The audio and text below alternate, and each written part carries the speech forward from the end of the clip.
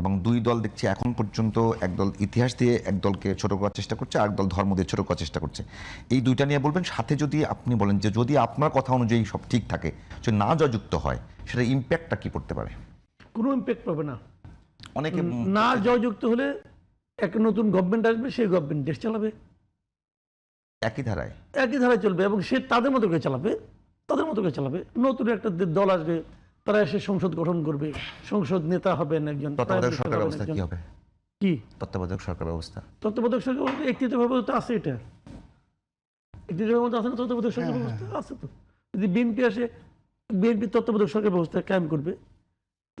জামাত আসে, জামাত তত্ত্বাবধায়ক সরকার ব্যবস্থা। আপনার কাছে কি মনে হয় বাংলাদেশের রাজনৈতিক দলগুলোর মধ্যে সবচেয়ে বড় সংকট শান্তিপূর্ণ ক্ষমতা হস্তান্তর? সেই জায়গাটাতে কি আসছে সবাই? আমি একটা কথা বলি, মানসিকতা তৈরি হয়েছে।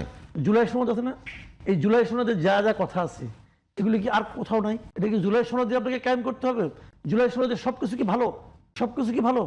অনেক কিছু দিয়ে আমার আপত্তি আছে, আবার অনেক কিছু ভালো। একটা আইনি বাধ্যবাধকতা, আইনি বাধ্যবাধকতা দেওয়া উচিত না ভাই? জুলাই সনদের কোনো আইনি ভিত্তি নাই, জুলাই সনদের কোনো আইনি ভিত্তি নাই।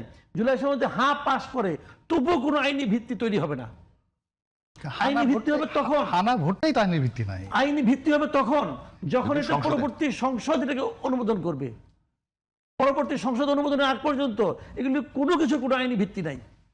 বলে দিলাম না, এই যে এখন এইটা করতেছে, ওইটা করতে, এই যে মনে করেন আপনার আওয়ামী লীগকে স্থগিত করছে, আওয়ামী লীগের কার্যক্রম স্থগিত করছে না, এগুলো কোনো আইনি ভিত্তি আছে নাকি?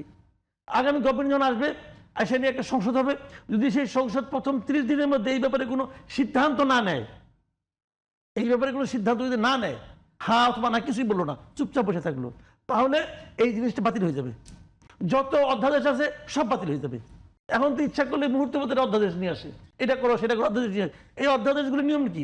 অধ্যাদেশগুলোর নিয়ম হলো পরবর্তী সংসদ বসার পর সেই সংসদের প্রথম 30 দিনের মধ্যে এগুলির ব্যাপারে একটা সিদ্ধান্ত হতে হবে, যেগুলি পাস করবে।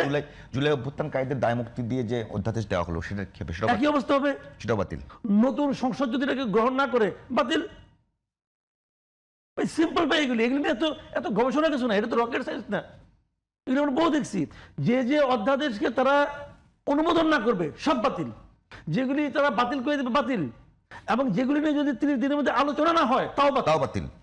তাহলে কি তাহলে এইটাই মানে বেল আছে নাকি রে ভাই? মাসুদ ভাই, এইটাই বলি, তাহলে এইটাই কেউ যে জুলাই, আমি বলি দায় মুক্তি কি আগামী নির্বাচনের প্রধান ইস্যু হবে? না, কোনো ইস্যু না। ওগুলি যারা দিয়েছে তাদের মনের শান্তি। তাহলে আমি আপনাকে যেটা বলছি যে একেবারে যদি আপনি বলেন যে জুলাই অভ্যুত্থানে যারা অভ্যুত্থানকারী ছিলেন তাদের সিকিউরিটি নিশ্চিত করার জন্য সবাই ঐক্যমত্য পোষণ জুলাই অভ্যুত্থানটা কে করছে বলেন তো আপনি আমাকে? ছাত্র জনগণ করছে। সামনে কিছু মুখ ছিল যাদেরকে আসামি করা যায়, সামনে যারা আসামি করা যায়, আসামি করলে সবাই করতে হবে। তাদের অন্যান্য কর্মকাণ্ডের জন্য করবেন, তাদের অনেক কর্মকাণ্ড আছে, ওইগুলোর জন্য করবেন। আপনি তো সুনির্দিষ্টভাবে করবেন। শেখ হাসিনাকে ক্ষমতা থেকে নামাইছে, এই অপরাধে কারো ফাঁসি হবে না। এই অপরাধে ফাঁসি হবে কেন? ওটা তো জনগণ মিলে করছে। পুলিশ হত্যার জন্য ওটা হতেই পারে। পুলিশ হত্যা, বলি পুলিশ হত্যার বিচার হওয়া দরকার ছিল। বিচার হওয়া মানেই কিন্তু সবাই ফাঁসি হয়ে যাওয়া না। বিচার হওয়া মানে কিছু কিছু ঘটনা ছিল, যে ঘটনাগুলি বিপ্লবের জন্য প্রয়োজনীয় ছিল, সেটা বিচার হলেই বুঝতো।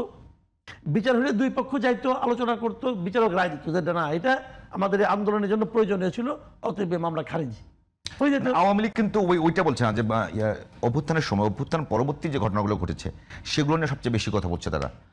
আওয়ামী লীগ কি বলছেন আপনি? আওয়ামী লীগের ব্যাপার, এটা আমার ব্যাপার না। অনেকে বলছে যে জুলাই অভ্যুত্থান এবং যদি না জয়যুক্ত হয়ে যায়, আওয়ামী লীগের দেশে ফিরে আসা এবং আওয়ামী লীগের রাজনীতিতে প্রতিষ্ঠিত হওয়ার সুযোগ এগুলোর সঙ্গে কোনো সম্পর্ক নাই। জয়যুক্ত হলেও আওয়ামী লীগের দেশে আসবে, ফেরত আসবে। আসবে না কেন? কেন আসবে না?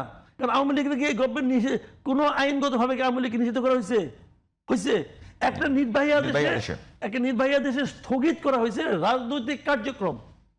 আওয়ামী লীগের যদি রাজনৈতিক দল থাকে, একটা অফিস থাকে, আওয়ামী লীগের যে এলাকায় যে সভাপতি আছে, সেই সভাপতিকে নিষিদ্ধ করা হয়নি তো, অফিসটাকেও নিষিদ্ধ করা হয় নাই। বলছে তুমি ওখানে যে মিটিং করতে পারবে না, তুমি যে একটা মিছিল করতে পারবে না। রাজনৈতিক কার্যক্রম স্থগিত করছে, তাও নিষিদ্ধ করে স্থগিত করছে।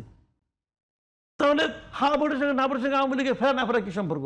আওয়ামী লীগের ফেরা না ফেরার সঙ্গে সম্পর্ক হলো যে মামলাটা হয়েছে সেই আইসিটি, সেই মামলার উপর ডিপেন্ড করবে আওয়ামী লীগের ফেরা না ফেরা। এর সঙ্গে না কি সম্পর্ক? আজকে মানুষে ভয় দেখায়, ফালতু।